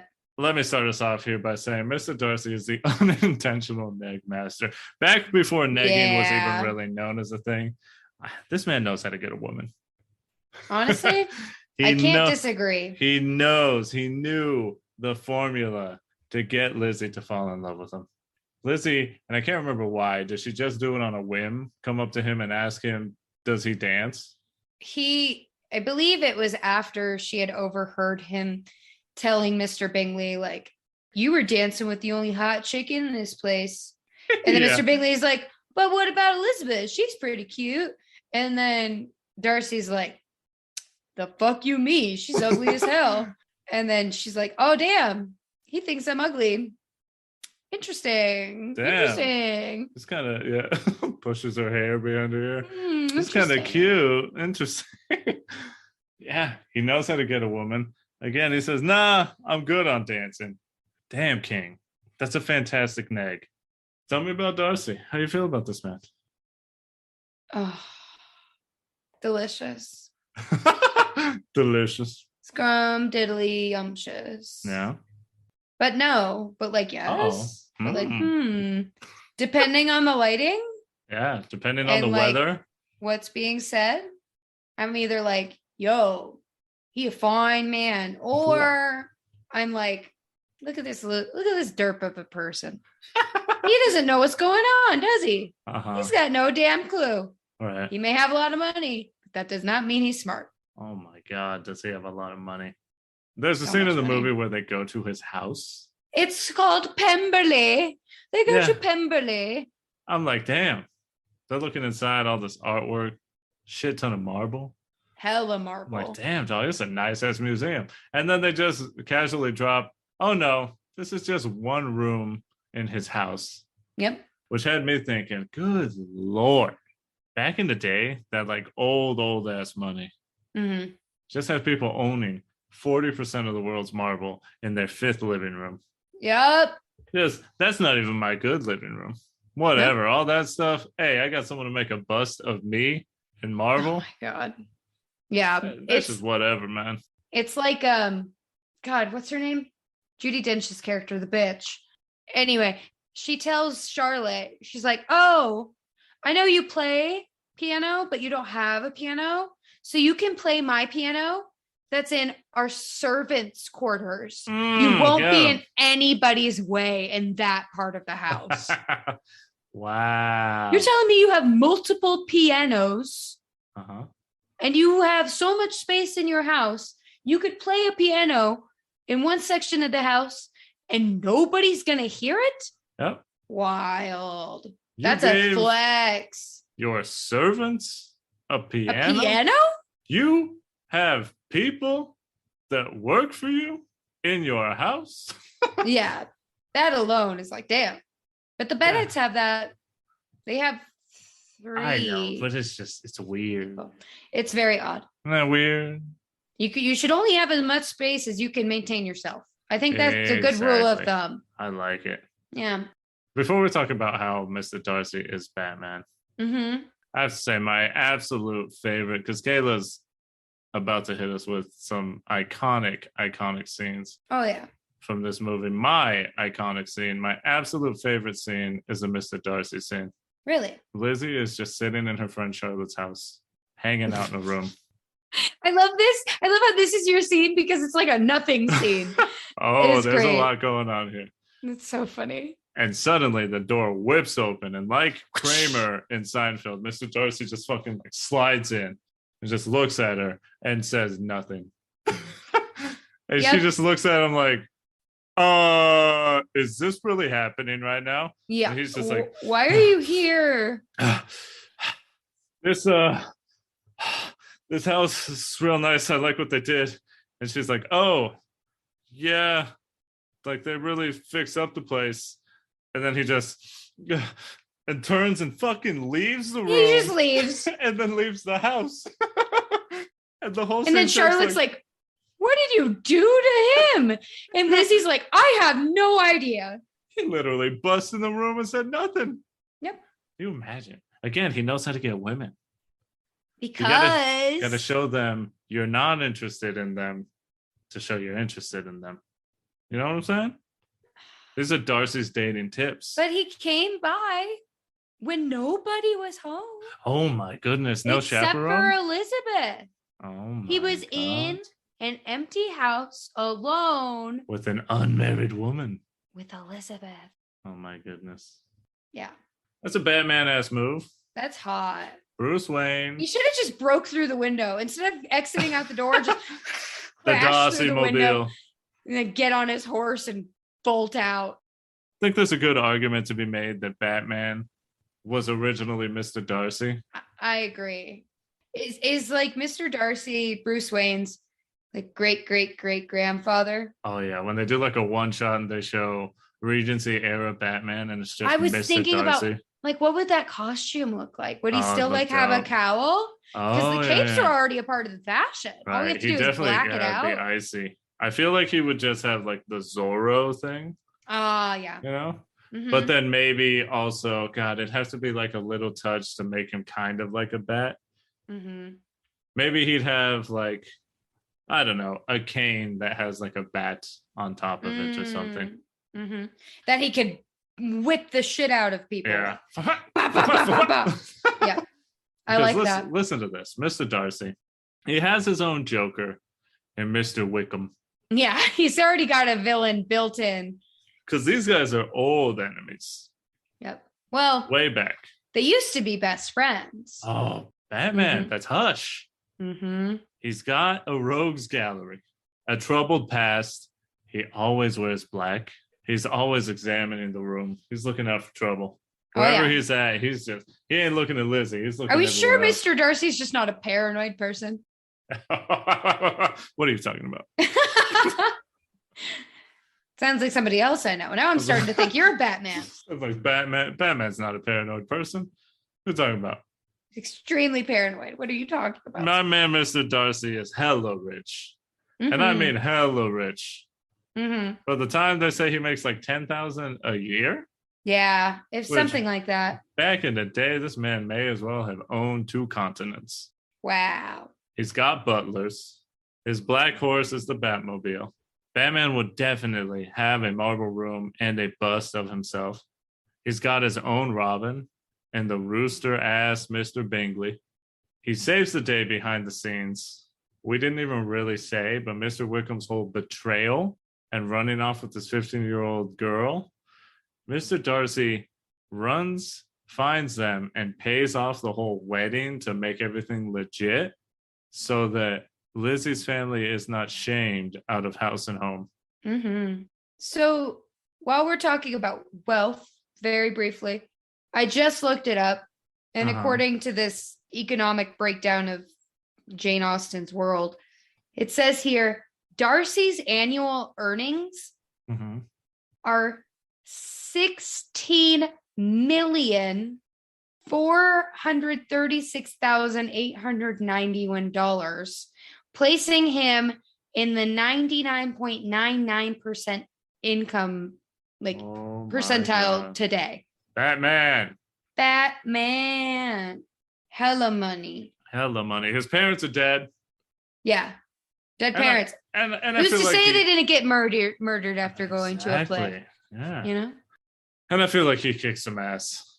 I feel like when he went to go solve this whole Wickham situation, he definitely kicked some ass. He beat up some goons. Mr. Wickham sicked like 3 tiers of enemies on him, and he was just doing combos and dodging everything. He got shit done. And at the end of the day, Batman gets shit done. We got to talk about that dad. Yay, President Snow from the Hunger Games series. It's pretty cute. Oh, yeah. Yeah, that's him. He's so cute. I can't remember his name, but he's a great actor. Yeah, the dad is so good in this. Yeah, he's so charming. He's so fucking over his wife's bullshit. Yeah. And it's definitely that dad that just whatever your mother says, and then he sort of gives you a smirk like, yeah, I'm not gonna do that shit. Yep. There's like I can't remember what part of the movie or book it's in, but I'm paraphrasing, but it's something along the lines of Mrs. Bennet's like, have you forgotten my nerves? And he's like, how could I forget your nerves? They've been my constant companion these past 50 years. Of course, I remember how neurotic you are. You won't let me forget. Oh, he's so good. What a clever turn of phrase. He's always doing that dad thing of like, hey, do it for your mother, but also, she's fucking crazy. Oh, your mom's a lunatic. I love her. Oh, I love her. Is it real love or just an arrangement? What do you think? I don't know. I think it was probably, the romantic in me is probably like, oh, they probably knew each other and they courted and then they got married. Yeah. And it was just like a beneficial relationship. Right. Or maybe it's even more romantic that it was like an arranged marriage and then they ended up liking each other quite a bit. Because I do think that there is like some deep love there. Obviously, love is fluid and it changes throughout the span of a relationship. Fiddler on the Roof. Tradition. Anyway, yeah, I think it's just nice. They seem to have a good ebb and flow. And he's kind of given up on changing her. He's like, she's always been crazy. She'll always be crazy. Your mother. I also have 5 fucking daughters. So if she needs to obsess about this in order to feel okay about having 5 daughters, I guess that's what needs to happen. I'm going to go in this room and look at this bug. And also my orchid plant. What it is their relationship is definitely a partnership. Oh, for sure. I think they found some love in it. Oh, yeah. Whether it started or they found it, there's love there. But this dad definitely loves his daughters, especially Lizzie. Oh, yeah. She's the favorite for sure. Now, there's a scene that I want you to describe for everyone here in a minute. But I just want to say before that, when Mr. Collins is courting Lizzie, and it seems like it's gonna have to happen because the mom is really forcing it.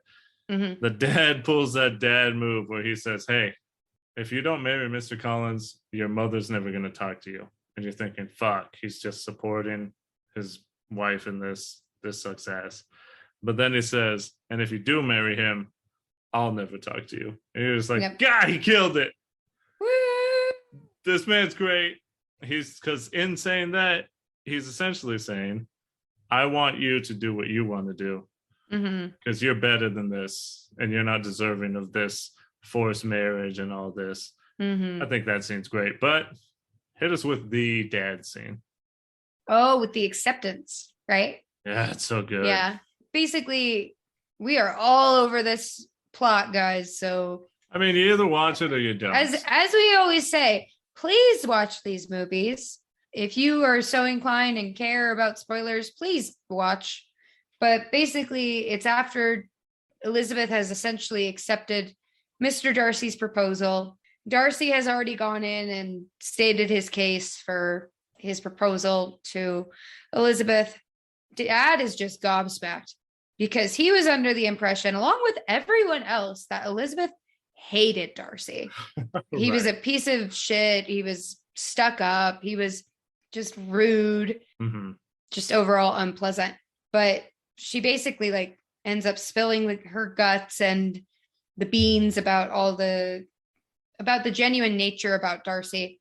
And after all of that's been revealed, he's like, you actually do love him, don't you? And she says, yeah, we're actually really similar. We're both so stubborn, and she can't really get her words out because she's so giddy and happy that she's finally allowed this love into her life and that they've come to see the light that is the truth of everything. The whole time he's grinning behind his hands. Yeah. And he's Keira Knightley, great set of teeth. This dad, amazing teeth. Amazing teeth. But he's just okay, I couldn't have parted with you, my Lizzie, because he calls her Lizzie. Tears in his eyes. Yeah, he's very emotional. He said, I couldn't have parted with you for anyone less worthy. And then he's gives his blessing, and he's just so happy. And he says an offhanded line as she leaves, to go off with him. She's if anybody's here to ask about Kitty, one of their daughters, she's please send them in. I'm much at my leisure. He's just giddy because not 24 hours ago, Jane had been proposed to. It's just so cute. He's just giggling yeah. He's just really happy that his daughter is happy. And he just looks, this actor did a hell of a job because he just looks so genuinely happy. Oh, yeah. I love it. He's definitely, whenever we do it, he's going up on the bracket, all-time greatest dads, because he killed it. Oh, yeah, for sure. As we are nearing the end of what we have to talk about, what we love about this movie, we would be remiss if we did not talk about these 4 iconic moments in this movie. Before I let Kayla really explain, a couple of things I have to say. Number 1, Kayla was absolutely locked in for all of these scenes. Yeah. I didn't want you to perceive me. I was getting upset because you kept looking at me. I was watching, and then I looked over. I looked over at Kayla, and she was just not blinking, just staring, smile on the face, just vague smile. This is fantastic. Glassed over eyes. I was just Iconic scene number 1, and there's a little bit of a debate we could have here. But this scene has become sort of a meme. Oh yeah. anyone who loves Pride and Prejudice, this scene is, dare I say, the scene. I would say so. Yeah. And it's funny because it's not that long. No, it's very brief. The hand flex scene. Yes. Okay. What's happening? Let's set it up. Hand flex scene. Elizabeth has just gone to visit Jane, who is ill and staying with the Bingley family. Bingley. They're leaving Mm-hmm. and they're entering a carriage. And I don't know if you picked up on this, but everybody's wearing gloves with the exception of Elizabeth because she had walked there. Oh, she had walking. She didn't really have the intention of staying very long, I don't believe. So she's just kind of like in a drab outfit. They're on their way out. Everybody's getting into the Bennet's carriage. Mr. Darcy, being a gentleman, is trying to assist Elizabeth into the carriage. But the thing is he holds her hand as he does that, but she's not wearing a glove. Ooh. So you're not supposed to touch another person, specifically a man, with an ungloved hand. It's just like improper. Uh-huh. It's like, oh my God. Oh my God. Like such a risky, but sort of sexy moment. Yeah. And the debate comes to this, I think. My question is to you. Do you think it was intentional or accidental?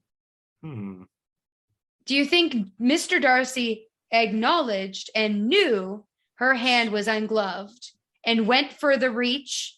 Or do you think it was just a routine, like muscle reaction to being a gentleman, assisting a woman in, and he didn't realize until it was too late that he had touched her bare skin? Oh God. I think because it could be interpreted both ways. Different ways on this. I'll give you for one, I want to say the neg master, my man who knows how to get a woman, would definitely say, ooh, I know what to do. Batman's got it locked in. He eyed that. He keyed in on the gloveless hand from the moment she got there, and he was playing in it.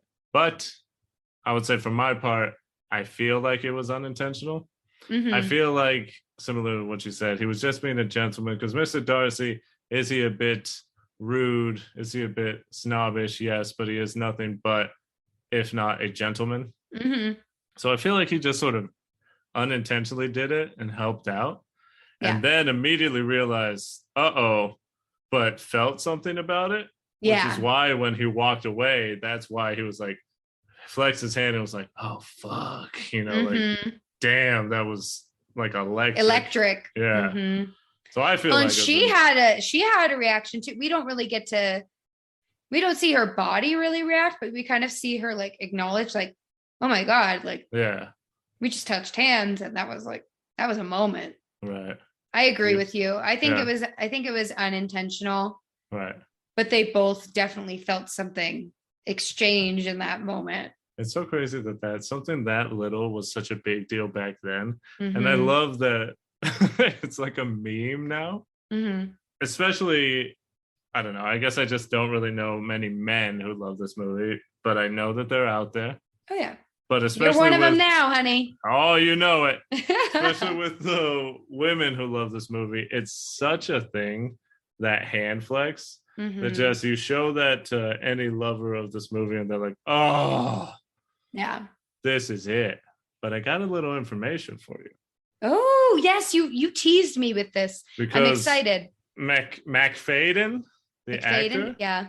I guess he was on a podcast. I don't know what it's called. So he should have been on our podcast. They're getting no free flex from me. They're getting no Sho-Dependent bump. One day we'll have him. One day we'll have him on the pod, huh? One day. That'd be something. I would be excited. Put it on your vision board. I believe that he talked on a podcast about Pride and Prejudice and that scene. And he said that he improvised the hand flex. It wasn't in the script, that he just did it because he felt like that's what he would do. So it's so crazy that something so subtle and that was done on a whim is like the moment. Oh my God. Genius, a stroke of genius. Brilliant. Yes. Brilliant. Yes. Fantastic. Oh my gosh. That's because it is like the turning point. Yeah. Where you're That's when like, it really gears whoa. towards like, oh wow, there is something there. They just won't talk about it. Right. Fantastic. And if we talk about it, Mm-hmm. Mr. Darcy is talking in the rain scene. Mm-hmm. The rain proposal. Wow. Honestly, the most left field, batshit way you could go about trying to be romantic with somebody. It's not a great way Horrible. to profess love because the angry, sexy Neg Master is back in full force. Mm-hmm. Homeboy, much like a heel in wrestling, a bad guy, he cuts a promo on Lizzie's family. Oh my God. Pretty much running her and her family down, saying, hey, you are poor, your family's poor, and they suck. You ain't good enough for him because of your inferior birth. Your sister wasn't good enough for my boy Bingley, which, by the way, I told him that. That's why he left. But, Elizabeth, I love you so much. Would you marry me? The fuck do you mean? No, of course not. Not after that. I think that was a little bit too much negging. Yeah, that's where it's just you're bullying somebody, actively bullying them. But why is it so good? It's so good because it's like word vomit. Ooh. It feels like he really didn't think about what he was going to say. And that's why he led with the bad shit. Because he was like, what he was really trying to say, if we could reword it in a much more loving tone, would be, despite our relationship not being equal in the ways we might wish them to be, due to things outside of our control, I find myself in love with you. And if you are so inclined, I'd like to. That's the thing, though. It's like they don't really have a relationship. So it's like, I feel like you hit this proposal real early, dog. Yeah, it's a bit early. Yeah, but he says he loves her. He realized it. He loves her most ardently. Mm. Wow. She's just like, the fuck is wrong with you? Wait a minute. You destroyed my sister's relationship with your friend because you convinced him that she didn't like him, which is absolutely not true because she won't even talk to me about her feelings. And I'm her sister. Right. If we compare it to something we've talked about before, go back and listen to the Avatar Last Airbender series because our boy Zuko does something similar. Oh, like you said, it's just Darcy Zuko, the awkwardness of not really knowing how to talk to people. He also does the word vomit where it's like, you just want to get to your point, that you don't really know the right way to get there. No, and so you blow it. Yeah, he slips in like, oh, I sicked an assassin on you guys. And here Mr. Darcy slips in, I ruined your sister's marriage proposal and her relationship. You know Darcy was walking away like, why the fuck did I say that? Why did I do that? I could have just not said it. Yeah. And everything would have been slightly better. And they just, God, it's so hot because they just get mad at each other. Right. And then and then Darcy like gets closer to her because he's like getting upset. He's like, don't you understand why I did this? I was convinced that your sister was indifferent to my best friend. I had his best judgment. I mean, his best, wishes at heart. I thought I was doing the right thing. Like, yeah, I'm just a good friend. I don't want my friend to be used. Yeah. And she sort of, I feel like she leans in a little and he leans in a little. It's like they're almost going to kiss. Almost kiss. And it is so hot. Right. And speaking of hot, Mr. Darcy, for most of this movie up until this point, kind of looks like a goober. Oh, he's just a doofus. Kind of like a guy.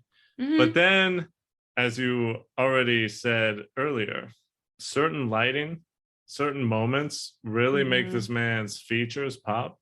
Yeah. And in the rain, his eyes are popping. They're like icy blue. Yeah. His face sort of like feels more filled out. Yeah. He's got stronger, more toned facial features. And I think the camera's kind of like angled up at him. Yeah. He kind of has like that smolder kind of look. Right. And it's just like, so in that moment, so compelling. Oh, this is a handsome man. I'm like, my God. Kiss Mr. him. Darcy. Kiss him. Kiss him. And then they don't, which Look is at those sad. eyes. Oh my God. He loves you so much. I know he's a dumbass, but like, look at But him. he loves you. He loves you. He said he loves you. Doesn't that make Right. it okay? But Lizzie says, nah, get the hell out of my face. And he's like, okay, I guess I'll never talk to you again. He leaves. And then he plans when he's going to talk to her again. There you go. Oh my God. Speaking of looking hot, Mm-hmm. the next iconic scene is one I like to call the morning mist. Oh my God. Do you want to set it up? I would love to paint the scene because this is a very momentous occasion in my young brain. Not for me. I mean, yes, obviously, yes. But for a friend of mine, I believe he experienced his sexual awakening to this scene. Because like I said, I watched this in English class in high school. I guess I'll paint the picture.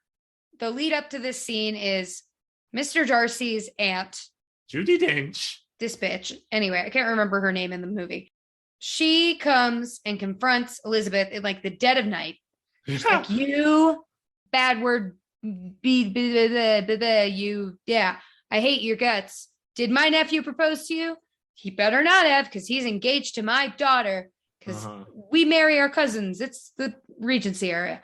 Anyway, it's what we do. They've been betrothed to each other since birth. Anyway, that's weird. You better not be marrying Mr. Darcy because you're not worth him, you poor bitch. And she's like, holy shit, lady. Why are you in my house? You're being extremely rude. And I'm not going to confirm or deny that he did propose to me. And I'm not going to confirm or deny that I will never accept such a proposal. So get the fuck out of my house, you old hag. And then she's like, I've never been thus treated in my entire life. Right. And storms out. And then she can't just got sleep. to talk wild about people all the time. And Yeah, never because she's never gone unchecked because she's a billionaire. But Lizzie old, ain't rich, white that bitches. woman.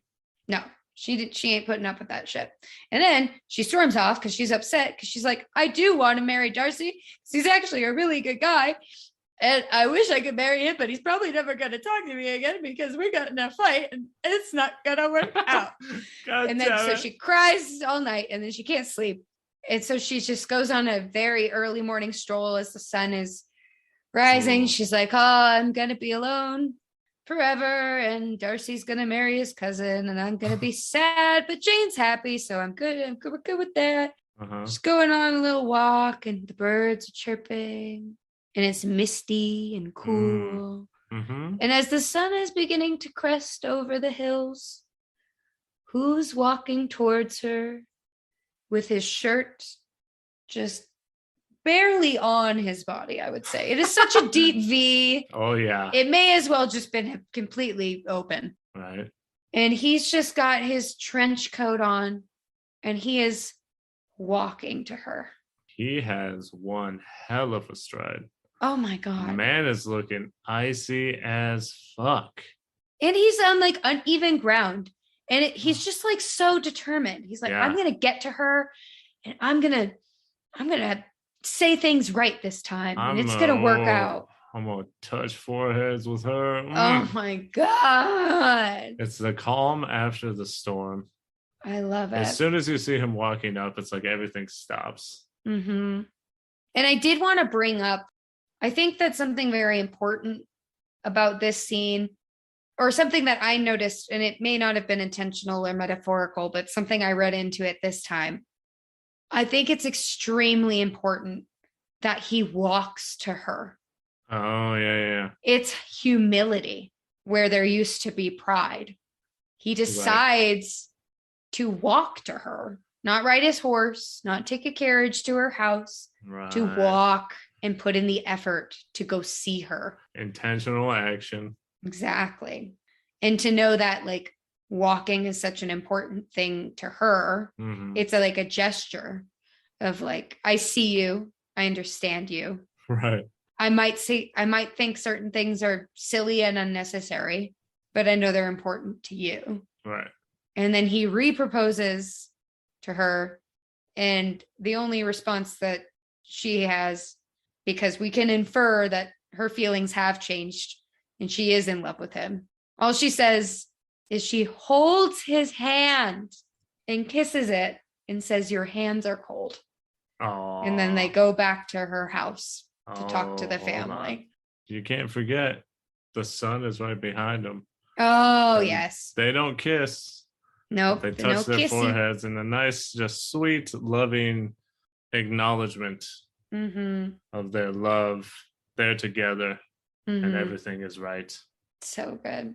In fact, I think it behooves us to tell you exactly what Mr. Darcy says, because he says, "You must know, surely you must know it was all for you. You are too generous to trifle with me. I believe you spoke with my aunt last night, and it has taught me to hope as I'd scarcely allowed myself before." First of all, look who's an eloquent king. This is making sense now. When he gives himself time to actually think about what the hell he's going to say. If your feelings are still what they were last April, tell me so at once. My affections and wishes have not changed, but one word from you will silence me forever. If, however, your feelings have changed, I will have to tell you, you have bewitched me, body and soul, and I love you. I never wish to be parted from you from this day on.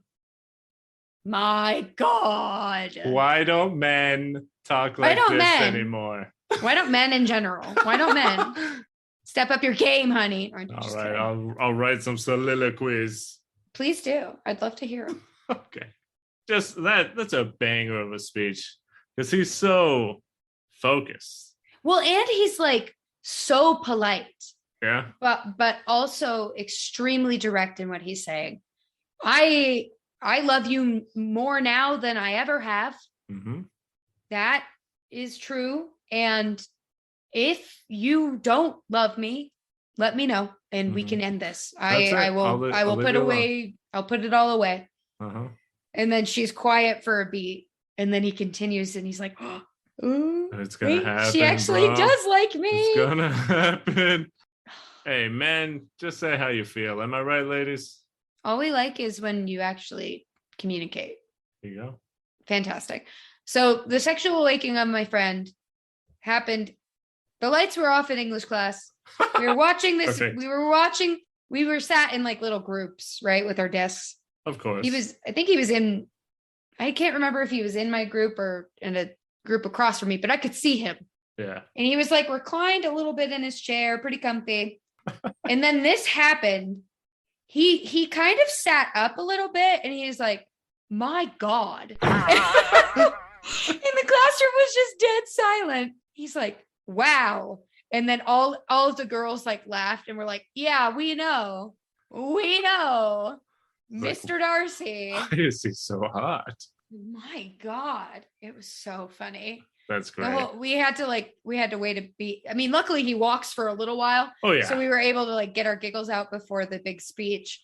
But I was like, oh my God, that's so funny. That's so and good. I swear to God, that was like the final light bulb that pushed him into like bisexual territory. Yeah. I think men are pretty cool. Oh my God. This guy is really hot. Why'd they have to make Mr. Darcy so hot?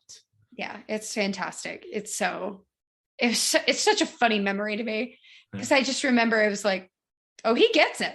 Yeah. He's cued in. He totally knows why this is so hot and successful. Nice. Yeah. Well, good for him. I'm happy that this movie could help him out. Oh, yeah. Final iconic moment. The end. Oh. So good. I couldn't stop smiling. Even just thinking about it, I'm like, it's so romantic. It's so romantic. And it sounds a little ridiculous because I swear they're just sitting on a table on their balcony. No, they're sitting on a table. Yeah. Okay. Bit ridiculous.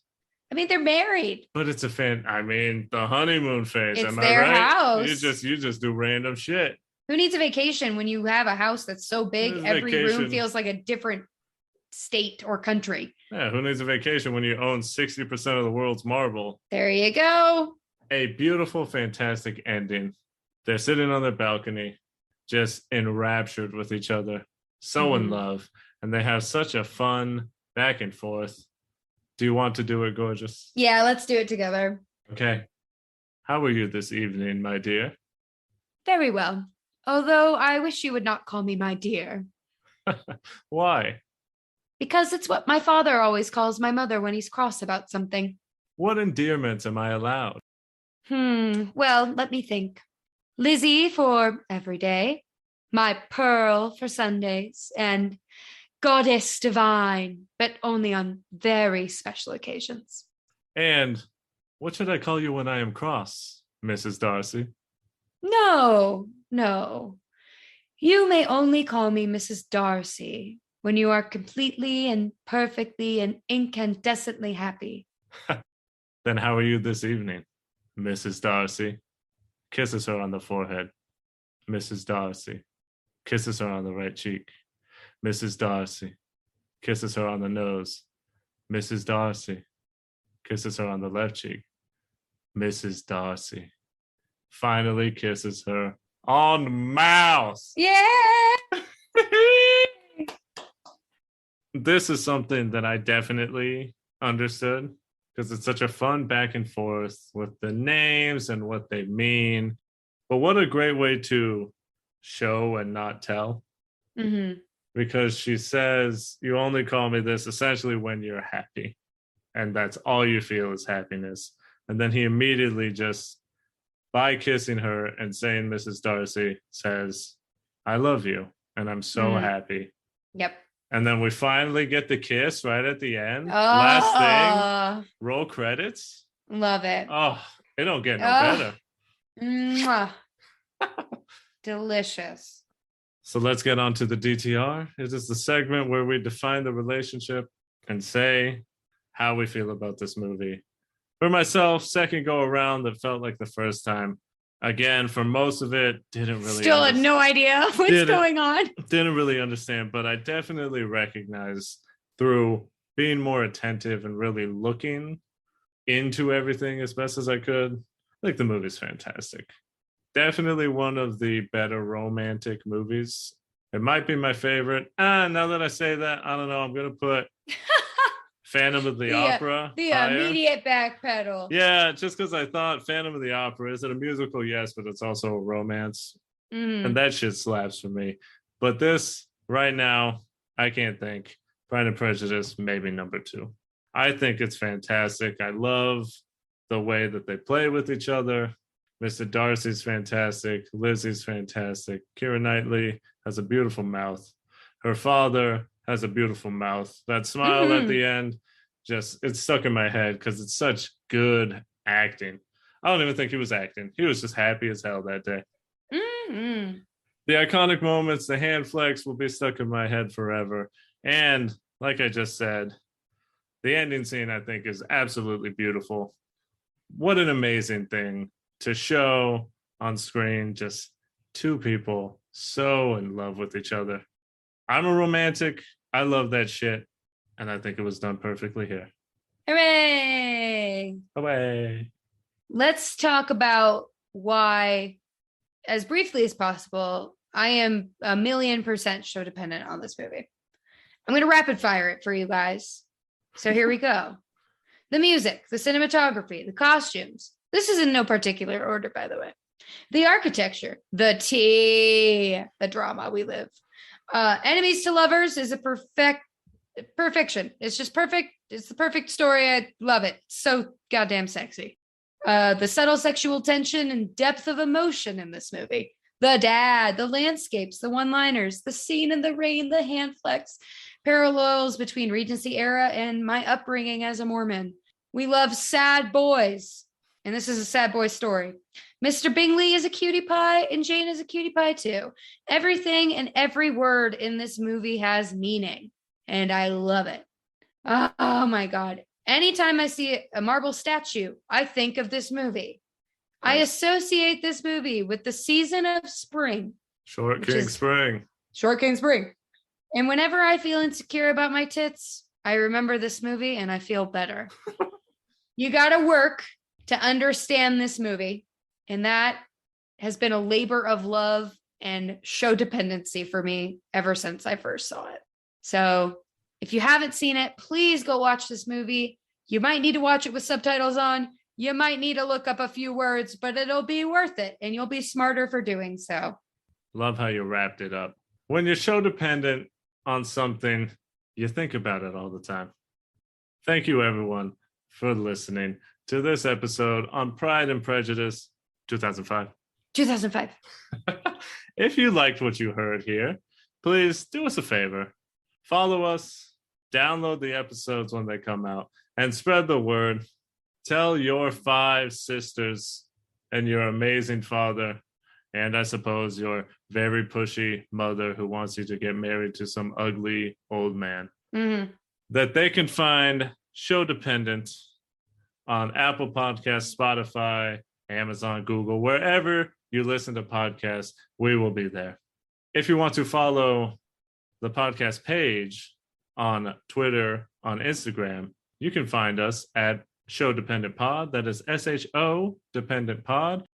Thank you so much for listening. And if you would like to go see what I think, go see my thoughts, and maybe watch me play some video games, you can find me on Twitter, on Twitch, at Victor V. Sweet. My other half. Yes. Where can you be found?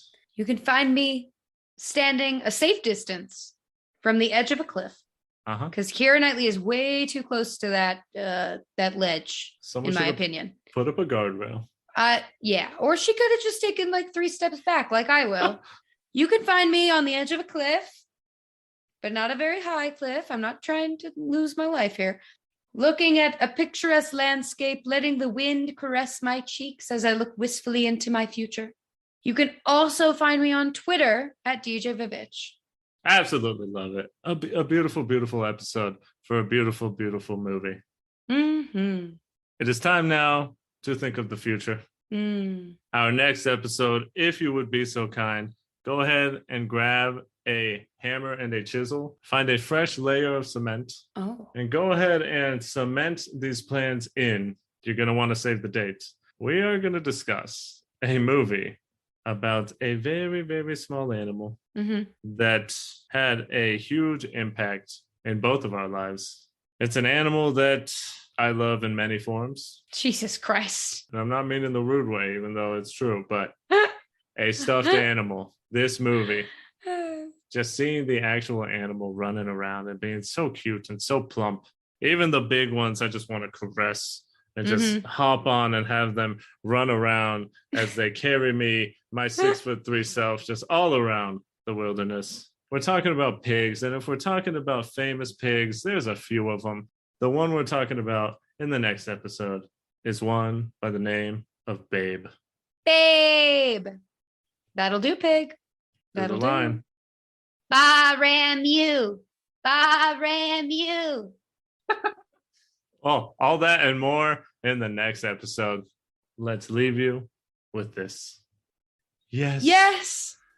1,000 times. Yes.